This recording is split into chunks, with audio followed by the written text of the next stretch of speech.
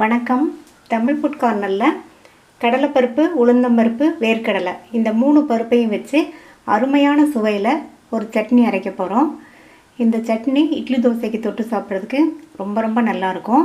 இப்போ இந்த சட்னியை எப்படி அரைக்கிறதுன்னு பார்க்கலாம். இது வரைக்கும் நம்ம சேனலை சப்ஸ்கிரைப் பண்ணாதவங்க சப்ஸ்கிரைப் பண்ணிவிட்டு பக்கத்தில் உள்ள பெல் பட்டனையும் கிளிக் பண்ணிக்கோங்க.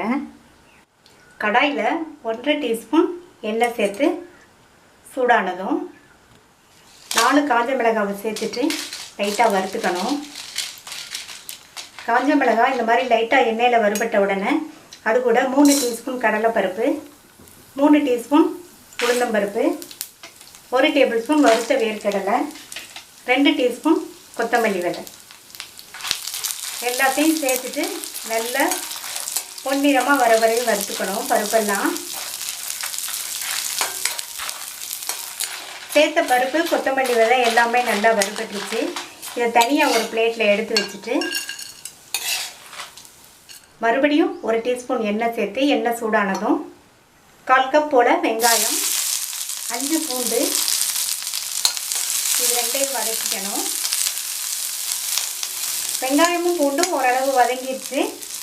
அது கூட ஒரு சின்ன நெல்லிக்காய் சைஸ் அளவு புளி, ஒரு பெரிய தக்காளி கட் பண்ணது,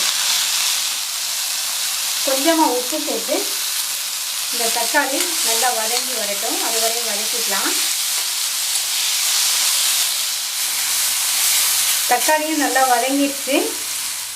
இது கூட 4 டேபிள் ஸ்பூன் தேங்காய் துருவல்,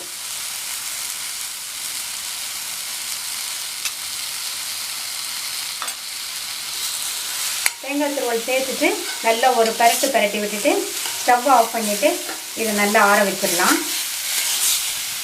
எல்லாமே நல்லா ஆறிடுச்சு. மிக்ஸி ஜாரில் சேர்த்துட்டு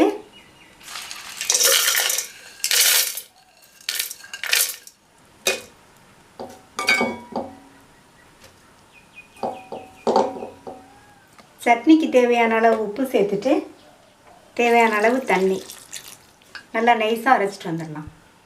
சட்னி அரைச்சாச்சு. கிண்ணத்துக்கு மாற்றிட்டு தாளிப்பு போட்டுடலாம். தாளிப்பு போடுறதுக்கு 1.5 டீஸ்பூன் எண்ணெய் விட்டு சூடாயிடுச்சு. அதில் 1/2 டீஸ்பூன் கடுகு பொரிஞ்சிச்சு. கருவேப்பிலை சேர்த்துடலாம். அது கூட 2 பிஞ்ச் பெருங்காய பவுடர். தாளிப்பை சட்னியில் சேர்த்துடலாம். 3 பருப்பு சேர்த்து அரைச்ச சுவையான சட்னி ரெடி ஆயிடுச்சு. இந்த சட்னியை ட்ரை பண்ணி பார்த்துட்டு உங்கள் கமெண்ட்ஸை சொல்லுங்கள். தேங்க்யூ.